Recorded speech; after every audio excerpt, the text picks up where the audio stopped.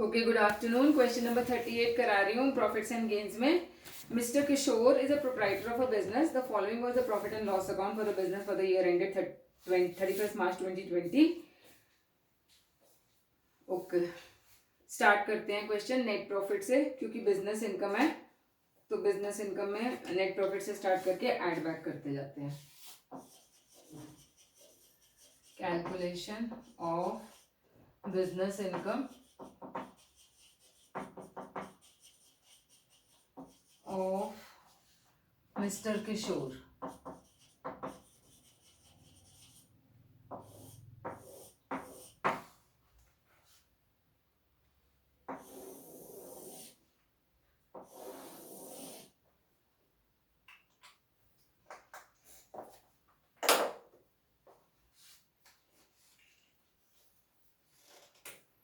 Net profit as per PNL हमें दिया हुआ है 57,100 का। एड इन एडमिसिबल एक्सपेंसेस में देखो क्या क्या आएगा। ऑफिस सैलरीज अलाउड है, प्रोप्राइटर की सैलरी नहीं अलाउड है।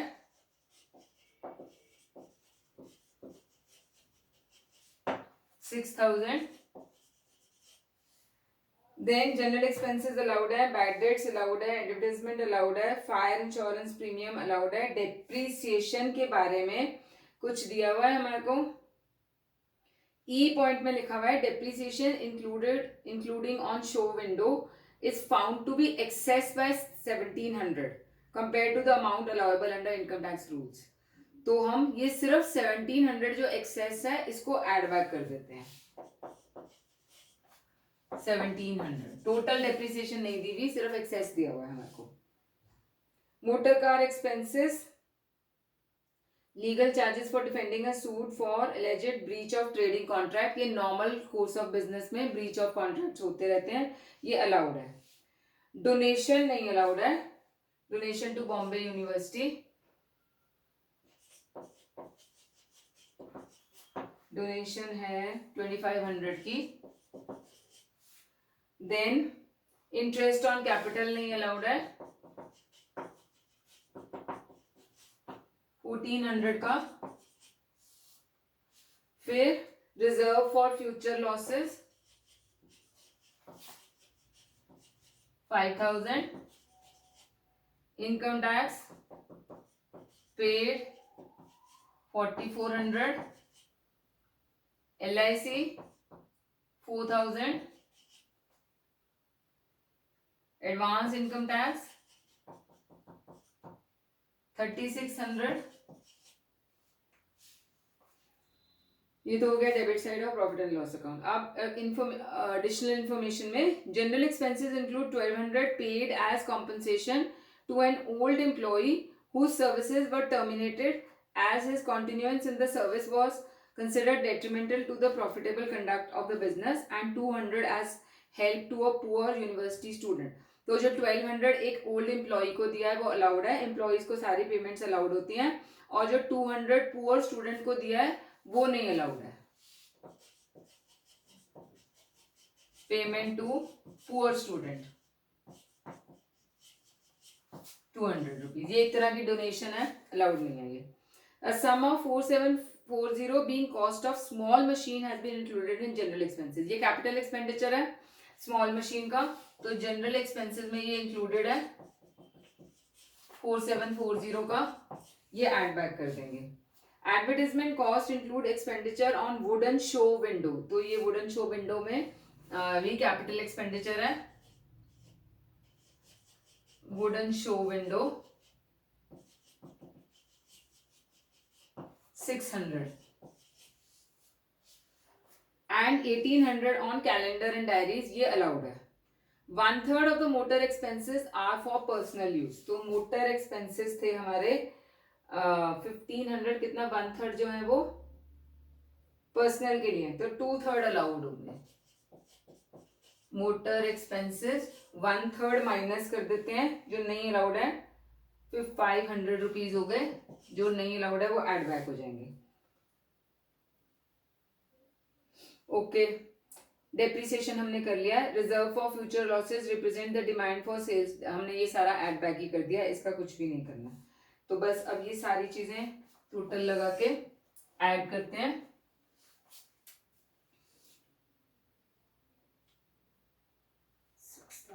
प्लस 1700 2500 5000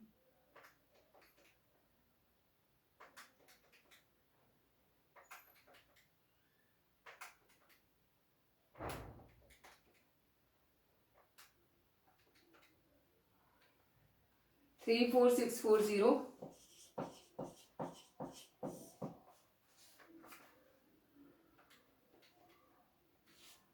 91740।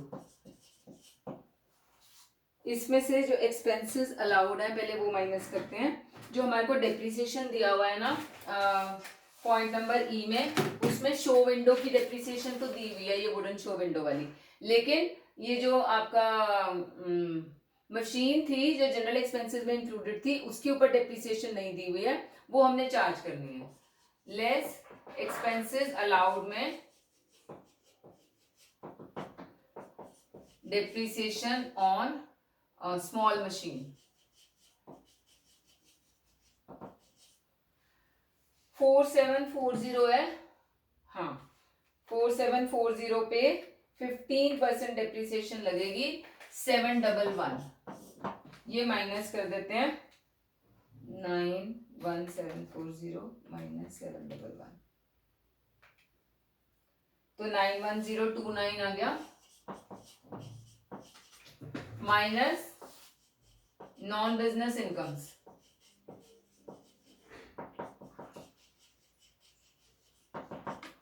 नॉन बिजनेस इनकम्स में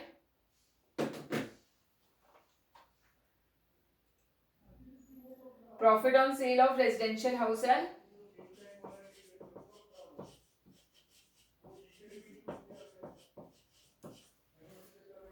24,000। उसके बाद बैड डेट्स रिकवर्ड दिया हुआ है लेकिन वो डिसअलाउड थे पहले, तो इसलिए वो भी माइनस कर देंगे। अगर अलाउड होते तो हम सारे अलाउ कर देते उसको। Interest on government securities 6300। फिर dividend from agricultural companies 1925। Interest on capital bonds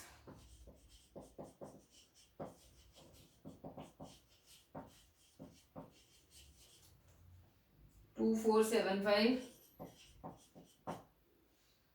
and income from race horsing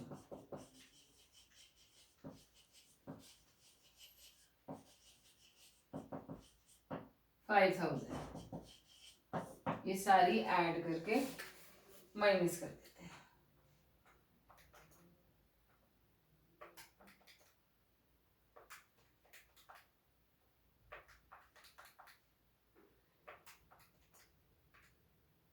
four 5700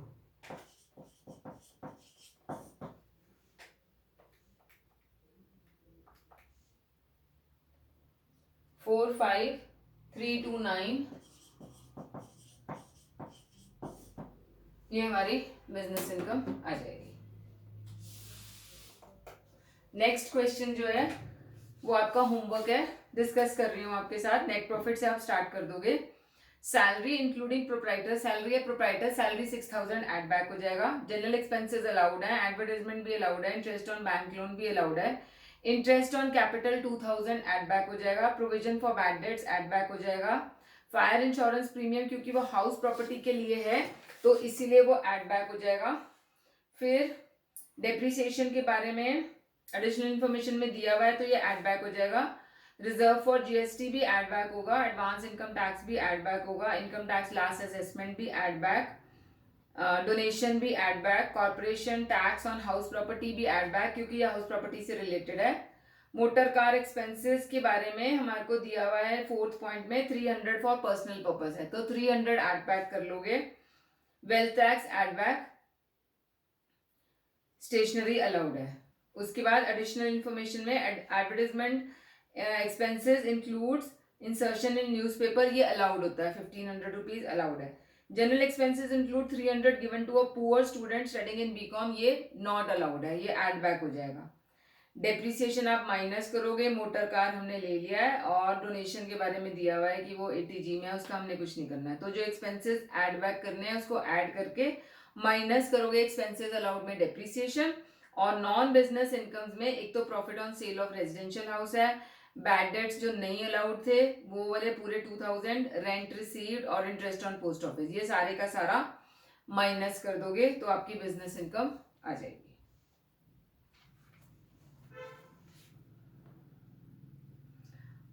okay, next question जो है वो आपका प्रोफेशनल रिसीट से है, क्योंकि वो मेडिकल प्रैक्टिशनर है, तो ये भी आपको होमवर्क दे रही हूं मैं।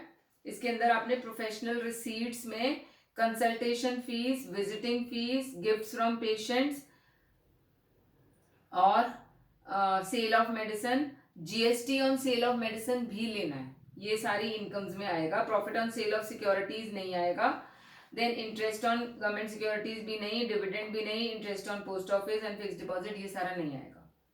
एक्सपेंसेस में रेंट आ जाएगा, कॉस्ट ऑफ मेडिसिन आ जाएंगी, सब्सक्रिप्शन टू मेडिकल जर्नल्स आ जाएगा, मेडिकल मैगजीन वो अलाउड है, सर्जिकल इक्विपमेंट दिया हुआ है उसके ऊपर आपने डेप्रिसिएशन चार्ज करनी है 15%, सैलरी टू कंपाउंडर अलाउड है, LIC नहीं आएगा, गिफ्ट टू डॉटर भी नहीं आएगा, कार परचेज्ड है और नीचे दिया हुआ है आपको 1/3 of the car is are attributed to personal use.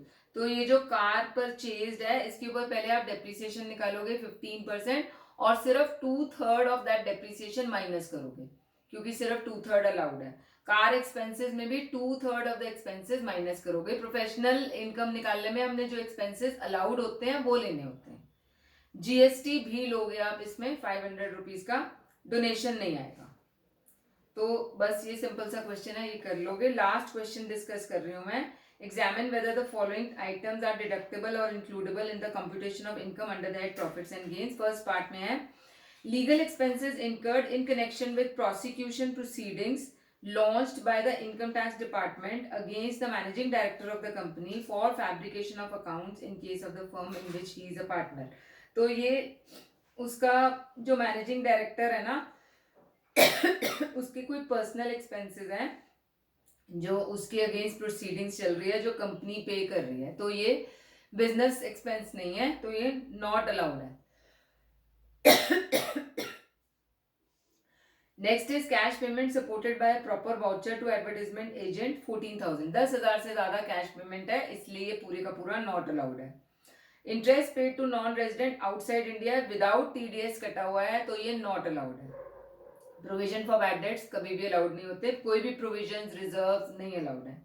Expenditure on advertisement in the souvenir publish by Janata Party, किसी भी पॉलिटिकल पार्टी की किसी सोवेनियर में अगर कोई एडवर्टाइजमेंट दिया जाता है वो नॉट अलाउड है, तो ये नहीं अलाउड है। Rent paid by firm to one of its partner in respect of a house belonging to the partner and occupied by him, जब ये पार्टनर का कोई घर था जिसके जो पार्टनरशिप फर्म के लिए यूज हो रहा है और उसका रेंट पे करा जा रहा है पार्टनर को, तो ये अलाउड एक्सपेंडिचर है, प्रोवाइडेड वो रेंट रीजनेबल होना चाहिए, जितना नॉर्मल रेंट अवेलेबल है उस एरिया का उतना होना चाहिए। Then reasonable salary paid to a partner of the firm not allowed, salary जो है पार्टनर्स की वो नहीं अलाउड होती है। 25,000 paid in an earlier year but disallowed by income tax assessment as damages for breach of contract and which has been received back. अब ये receive तो हो गया है लेकिन पहले डिसअलाउड था, तो इसलिए ये नॉन बिजनेस इनकम है, हम इसको माइनस करेंगे। Interest paid in respect of monies borrowed and invested in the agricultural farm, तो ये एग्रीकल्चरल फार्म में मनी बोरो करके इन्वेस्ट हो रहा है, बिजनेस में नहीं इन्वेस्ट हो रहा है, तो इसलिए ये नॉन बिजनेस एक्सपेंडिचर है, तो नॉट अलाउड हो जाएगा। Penalty impose by custom authorities for infringement of import control regulations, कोई भी पेनल्टीज फाइन्स अलाउड नहीं है, ये नॉट अलाउड हो जाएगा। Then SSC carrying on the manufacturing business debited to its interest account a sum of 50,000 interest on a long-term loan of 5 lakh taken for financing of its expansion scheme. The machinery and plant for the project purchased with the loan were not brought into use during the year, as those were still in transit at the end of the year. A sum of 5,000 had to be paid to a broker who had to arrange the loan, discuss the admissibility or otherwise of the interest and the brokerage in the company's assessment as deduction and computing its business profit. तो जो brokerage दी गई है ना वो तो allowed है क्योंकि वो part of raising the loan raising expenses है तो वो अलाउड होते हैं तो वो तो आ जाएगा. जो 50,000 रुपीज इंटरेस्ट अमाउंट है वो भी अलाउड है क्योंकि जो लोन लिया गया है ना वो एक्सपेंशन के लिए लिया गया है, किसी पर्टिकुलर प्लांट एंड मशीनरी को खरीदने के लिए नहीं लिया गया है. तो अगर प्लांट एंड मशीनरी यूज में नहीं भी आई है तो भी ये 50,000 रुपीज का जो इंटरेस्ट अमाउंट है अलाउड है because it was taken basically for the business, not for any particular plant and machinery. तो एक क्वेश्चन हमने किया था जिसमें प्लांट एंड मशीनरी यूज में नहीं आई थी और उसका उस पार्ट का जो इंटरेस्ट था वो हमने ऐड कर दिया था प्लांट एंड मशीनरी में. यहाँ पे वो वाला प्रोविजन एप्लीकेबल नहीं होगा क्योंकि जो लोन अमाउंट है that is not for particular plant and machinery, it was for total business expansion के लिए है. तो with this we finish the questions of profits and gains. Next class में मैं आपको इंपॉर्टेंट इलस्ट्रेशंस में कुछ डिफरेंट अगर पॉइंट्स होंगे वो बता दूंगी and then we'll move on to the next chapter. अब हमारे बड़े चैप्टर सारे खत्म हो गए हैं, छोटे छोटे चैप्टर्स रह गए हैं, उसको क्विकली कंप्लीट करके देन जो आपका अकाउंट्स में चैप्टर्स रह गए हैं वील डू दैट. ठीक है, so we'll continue in the next class.